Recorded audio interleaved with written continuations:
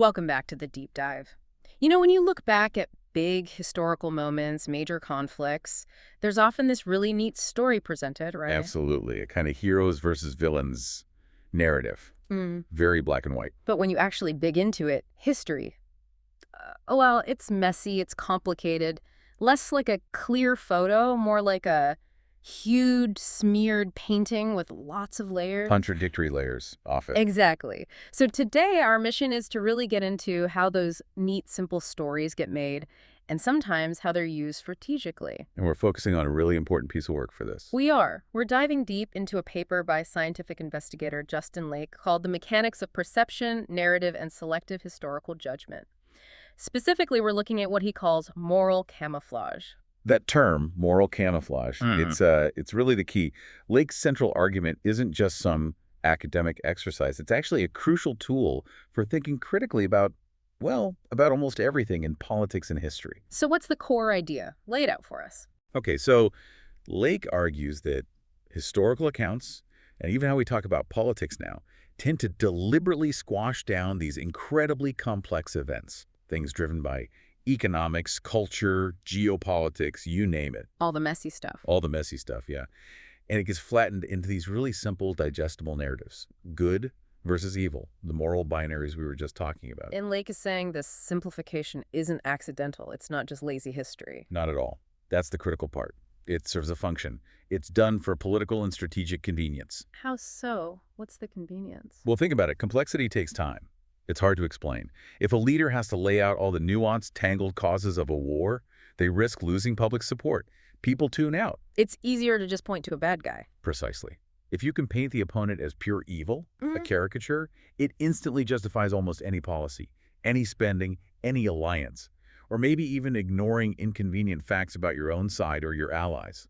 Okay, so moral camouflage it's like hiding the complex reality behind a simple moral screen. You got it. It disguises the messy systemic issues as straightforward moral battles. It makes difficult truths just sort of vanish. And Lake is careful about how he approaches this, isn't he? He's not necessarily saying who was right or wrong in these historical cases. That's really crucial. He deliberately separates the structural analysis, looking at the patterns, the causes, the psychological dynamics, from the moral evaluation, from assigning blame. So the goal isn't to rejudge history. No, the goal is to understand the mechanisms. How does guilt get assigned? Or, just as importantly, how does it get ignored or excused? Who benefits from that assignment or that omission? It's about recognizing the recurring patterns, not getting bogged down in endless moral debates, at least not at the first stage of analysis. Right, it's about seeing the machinery behind the judgment. Okay, this sounds essential. So for you listening, here's the plan. First, we'll explore how our own minds, our basic perception, actually helps create these simplifications. How we're kind of wired for it. Yeah. Then we'll dig into Lake's big case study, a really stark look at how Hitler and Stalin were judged very differently after World War II. A classic example of selective condemnation. It's a powerful one. And finally, we'll equip you with Lake's own analytical framework, a step-by-step method to help you see past the camouflage in whatever you're analyzing. So let's start right at the beginning, how we perceive things. So Lake starts right down at the level of individual cognition, how we process reality. And the first big idea is that we often assume we see things objectively, just as they are. But, well, it's not that simple. And he has this concept, perception as observer-dependent truth. That sounds pretty fundamental. Let's unpack that a bit. It really is. What it means is, okay, maybe there's an objective reality out there somewhere, fine. But our experience of that reality, what we perceive as true, is filtered. Filtered by what? By everything about us, our knowledge, our education, our cultural background, the information we've been exposed to. All of these act like filters. So your truth about an event isn't necessarily the truth. It's the truth as seen from your specific vantage point. It depends on you, the observer. Okay, but wait. If all truth is observer-dependent, filtered, doesn't that mean we can't know anything for sure? Does it all just become relative? How does Lake avoid that trap? That's a really good question. He's not saying objective facts don't exist or that we should give up on finding them. His point is more practical, more analytical.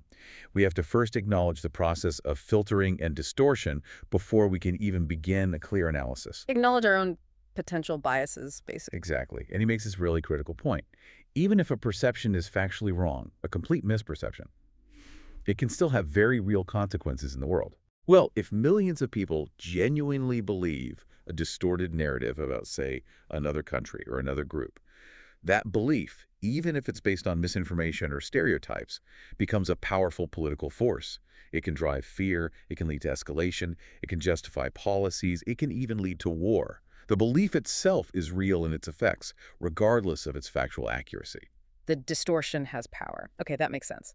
So how do these individual filtered perceptions then scale up? How do they become group judgments, like stereotypes? Stereotypes are sort of the building blocks for this moral camouflage.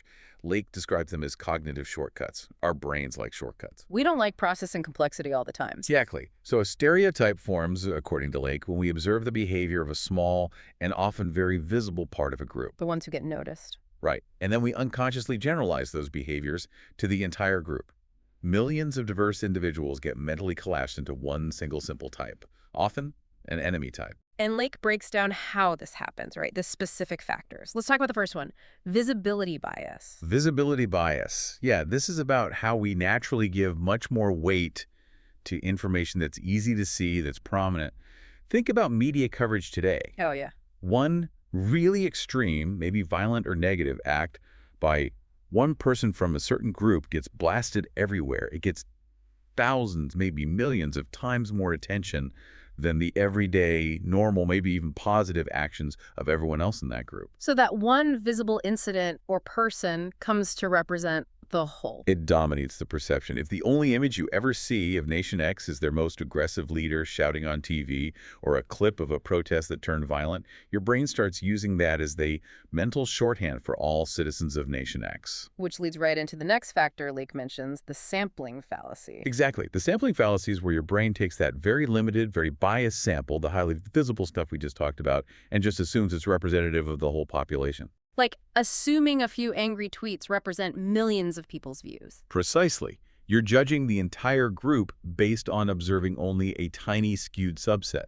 You're making a huge logical leap, assuming your limited, often media-filtered observations are statistically sound when they're absolutely not. It's a basic error in reasoning, but incredibly common. And potent, especially now with social media feeding us these constant, often extreme snapshots. Very potent. And the final step in this distortion process, Lake calls overgeneralization. This is where we really jump to conclusions. This is where we assign huge moral significance or make sweeping predictions based on those flawed, limited observations. We go from, I saw this specific behavior to, therefore, that entire group is inherently bad, dangerous, aggressive, and we need to treat them all that way. All the nuance just evaporates. Gone, replaced by the simple good-evil binary. But Lake adds a crucial point here, something that makes this camouflage really effective. What's that? He acknowledges that stereotypes often contain a kernel of empirical truth. Ah, so there might be some basis, however small, for the initial observation. Exactly. If that small, visible subset did actually do something wrong, if there was a real incident, that tiny kernel of truth acts like an anchor. It gives the whole distorted stereotype a veneer of legitimacy. Makes it harder to dismiss. Much harder. But Lake stresses that even with that kernel, the overgeneralization, the resulting stereotype, is still analytically damaging and often ethically disastrous. Because the moment you generalize, you effectively erase the majority, all the individuals who don't fit the stereotype. You ignore complex causes and just slap on a simple moral label. You swap, maybe they acted like that because of X, Y, and Z historical pressures for the much simpler and much easier. They're just bad. Okay, so we've seen how our own minds can distort reality and create stereotypes. Now, how does that get used? How do these individual biases get shaped and cemented into the official story, into history? This is where we move up to the level of narrative control. Lake argues this is a key mechanism used by those in power governments, dominant groups, to actively manage how the public perceives events. So history isn't just a record, it's constructed. It's actively shaped, edited, framed, distributed, all to make sure the story aligns with the current political needs, the current power structures. Historical truth, in this view, often becomes secondary to political usefulness. The paper uses a pretty striking analogy to illustrate this idea of focusing blame on one figure while ignoring the system, right? Yes, a fictional one, but very effective. The Sidious invader example from Star Wars. Right. Explain that connection. So, Sidious is the real architect of the evil, the master manipulator behind the whole corrupt system, the fall of the Republic. but he operates in the shadows. He controls the narrative. While Vader is out front doing the visible shopping things. Exactly. Vader becomes the symbol, the face of evil. His actions are undeniable and horrifying. By focusing all the attention and condemnation on Vader, Sidious effectively hides his own, much deeper systemic culpability. The system itself, which Sidious controls, escapes scrutiny because everyone's fixated on the obvious villain. And Lake argues that real history often works just like that. Certain figures are made into the symbolic villains. Very often, certain leaders, or sometimes entire nations, get strategically selected to carry all the moral weight. They become the designated bad guys. And the consequence. The consequence is that it conveniently obscures everything else, the broader systemic problems, the economic drivers, the actions of other parties, maybe even the actions of the people controlling the narrative. If all eyes are on Hitler's evil, for instance, it becomes much easier to downplay or ignore the failures or even the contributions to the crisis of other nations in the lead-up to the war. Okay, let's make this concrete. Lake uses Germany between the wars, say 1919 to 1939, as a key case study here. Right. He looks beyond just the political events and considers the cultural psychology of Germany at the time. He talks about certain baseline traits, things like stoicism, a strong sense of discipline, national pride. Things that aren't necessarily negative in themselves. Not inherently, no. But they formed a cultural context, a predictable backdrop. And then you have the conditions imposed on that culture after World War I. The Treaty of Versailles, the reparations. Crushing humiliation, hyperinflation that wiped out savings, economic collapse, and reparations seen as deeply punitive. Lake argues these created immense systemic stress. It made the population vulnerable, looking for answers, looking for strong leadership, fertile ground for extremism. But here's where Lake introduces a really fascinating concept that connects back to narrative control. Psychological bait. What does he mean by that? This is subtle but powerful. Lake suggests that some of the actions taken by external powers towards Germany in the 20s and 30s, things like dismissive diplomatic treatment, ongoing economic pressure, military limitations, whether technically justified by the treaty or not, acted like bait. Bait. How? They provoked predictable reactions from a proud, stressed, and unstable nation. Overreactions, maybe nationalist rhetoric, maybe rearmament attempts. And these reactions, which were arguably prompted by the external pressures, were then used as proof. Exactly. They were seized upon as confirmation of the pre-existing narrative the external powers already held. C. We told you the Germans were inherently aggressive. It becomes a self-fulfilling prophecy, a closed loop. So, punish or pressure Germany based on a stereotype. Germany reacts defensively or aggressively to the pressure at that. Point to the reaction as proof the stereotype was right all along. Wow. It essentially creates a historical narrative that validates itself.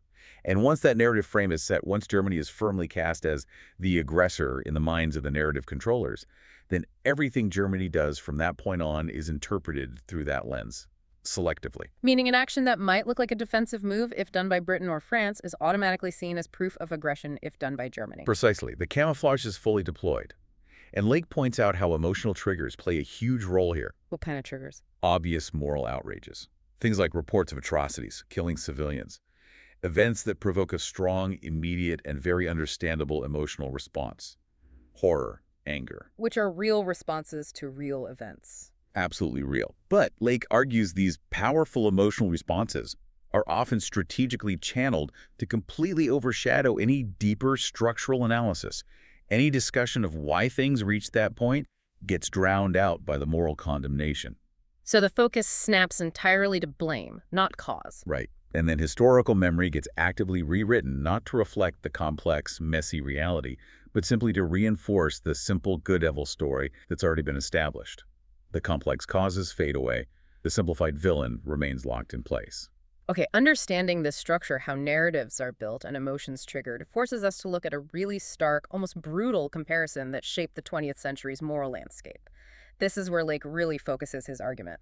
The selective judgment applied after World War II, specifically Hitler versus Stalin. Yes, this is the core example of the cold calculus, as Lake might put it. For Germany, the outcome is widely known. Hitler was defeated and the horrific crimes of the Nazi regime were documented and prosecuted internationally at Nuremberg. Which had a huge impact on Germany itself, right? Absolutely. It forced a national reckoning. Germany had to confront its actions, its history, the systemic roots of Nazism in a very public, very painful way. Nuremberg set a global precedent. or at least the appearance of one, for holding leaders accountable for atrocities. But then Lake pivots to the Soviet Union, and the contrast is jarring. It is. Stalin's atrocities, which Lake carefully documents were comparable in scale and systemic cruelty to Hitler's, well, they were largely ignored, excused, or downplayed by the Western powers. Largely excused by the West is the phrase Lake uses. This is where the high-minded principles of universal justice seem to collide head-on with political reality. And to really feel the weight of this selectivity, Lake insists we have to look at the scale of what was overlooked. He provides the grim details. Let's touch on those just to understand the magnitude. First, the Holodomor. The Holodomor, the terror famine, inflicted primarily on Ukraine in the early 1930s. Lake cites the commonly accepted estimates, somewhere between 3 million and 7 million people deliberately starved to death. This wasn't a drought, it was state policy, an engineered famine. An internal weapon against their own population. And that wasn't all. There was the Great Purge, the Gulag system. Right. The Great Purge saw the systematic execution of perceived enemies of the state. Estimates ranged from 600,000 to over 1 million people shot. And beyond executions, millions more were arrested and sent to the Gulag Archipelago, the forced labor camps. Where conditions were brutal. Incredibly brutal. Many died from starvation, disease, exposure, or sheer exhaustion. The scale of death and repression under Stalin, the systemic nature of it, was truly comparable to the crimes prosecuted at Nuremberg. So the facts are there. Crimes of similar magnitude, similar industrial cruelty. Yet one set led to international tribunals and decades of national soul-searching, while the other didn't. Which brings us back to Lake's central question. Why the inconsistency? Why was the moral outrage applied so selectively? The answer, according to Lake's analysis, is starkly simple. Political expediency. Cold, hard, strategic calculation. The Soviet Union just wasn't in the same category as defeated Germany politically. Not even close. First, during the war itself, the USSR was a crucial ally, an absolutely essential military partner against Nazi Germany. They bore the brunt of the fighting on the Eastern Front, suffering immense casualties. You don't typically prosecute your main ally mid-conflict or immediately after. Okay, that makes sense for the war years. But what about after 1945? Then the calculation shifted, but the need remained. As the war ended and the Cold War immediately started taking shape, the Soviet Union became something else. The strategic counterbalance to the United States and its allies. The other superpower. Exactly. The entire post-war geopolitical order, the division of Europe, arms control, containment strategy, all of it hinged on dealing with the Soviet Union as a major, legitimate player. Stability, such as it was, depended on treaties, agreements, and a certain level of grudging cooperation with Moscow. So launching a Nuremberg-style investigation into Stalin's crimes in, say, 1946? Unthinkable. From a strategic standpoint, it would have completely shattered the fragile post-war structure. It would have blown up the alliances needed to contain Soviet power, made arms control impossible, and likely triggered immediate open conflict. And it would have also undermined the West's own moral position. Critically so. How could the West claim moral leadership in the New World Order while simultaneously acknowledging that their primary strategic partner in building that order was responsible for atrocities on a scale comparable to the defeated enemy? It would expose a massive contradiction at the heart of their own narrative of legitimacy. So condemning Hitler was useful. Germany was beaten, needed restructuring, and the condemnation reinforced the righteousness of the Allied cause. Convenient, yes, but confronting Stalin's crimes, deeply inconvenient. The USSR was needed first as an ally, then as a necessary adversary partner in managing the Cold War. Ignoring or minimizing Stalin's atrocities was the price of that strategic necessity. Leake's conclusion here is pretty damning then. It is. He argues it demonstrates that the whole ethical framework proclaimed after the war, the universal human rights, the never-again promise of Nuremberg, wasn't applied universally at all. It was compromised from the start by strategic convenience. Justice took a backseat to geopolitics. The moral camouflage was expertly deployed to shield a necessary, powerful, yet deeply criminal regime from the scrutiny it deserved. Okay, we've journeyed through the psychological mechanics of distortion and seen the stark political reality of selective morality with Hitler and Stalin. But Lake doesn't just leave us with the diagnosis, he offers a way forward, right? A tool for us. Exactly. This final part is about equipping you, the listener, with a practical framework derived from his analysis. It's designed to help anyone cut through this kind of moral camouflage when looking at complex issues, whether historical or contemporary. A way to maintain analytical clarity. Yes, the core principle is always to separate the analysis of the dynamics, the how and why things happen, from the immediate impulse to assign moral blame. Hold off on the judgment phase until you've mapped the process. So let's walk through the first sequence he proposes.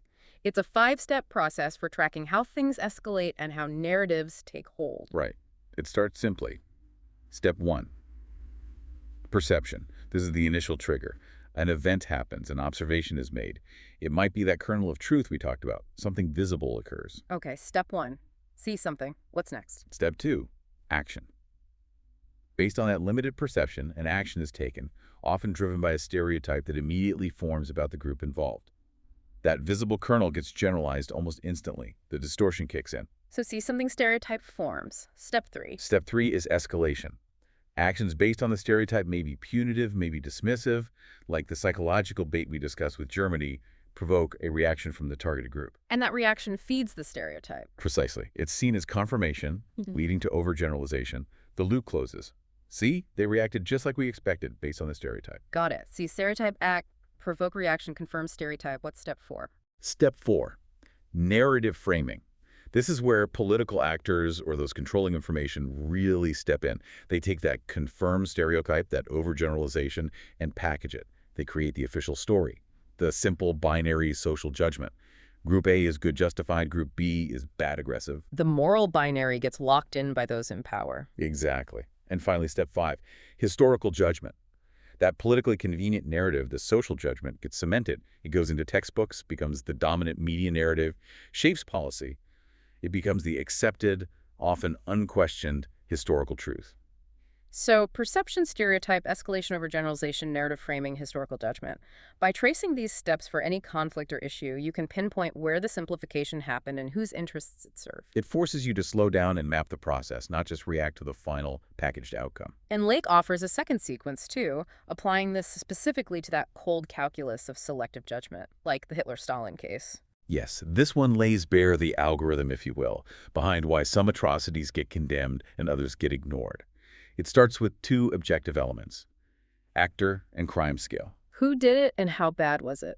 Basic facts. Basic facts, but immediately, those facts are filtered through the crucial third element, political convenience. Ah, there is again. Is it useful politically or strategically to condemn this actor for this crime right now? That's the absolute core of the calculation, and the answer to that question directly determines the fourth element, narrative visibility. So if condemnation is convenient... Visibility skyrockets. Yeah. Nuremberg trials, media saturation, history books, memorials, international outrage. The works. And if condemnation is inconvenient? Visibility plummets. Yeah. The crimes are downplayed, excused, maybe context is heavily emphasized, or they're just quietly omitted from the main narrative. Footnotes, perhaps. Specialized academic debates, maybe. But not front and center condemnation. Like what happened with Stalin's crimes in the immediate post-war West. Exactly. And that level of narrative visibility, dictated by convenience, then determines the final element, step 5, the ultimate historical judgment that gets passed down. Actor crime scale, political convenience, narrative visibility, historical judgment. It's chillingly clear.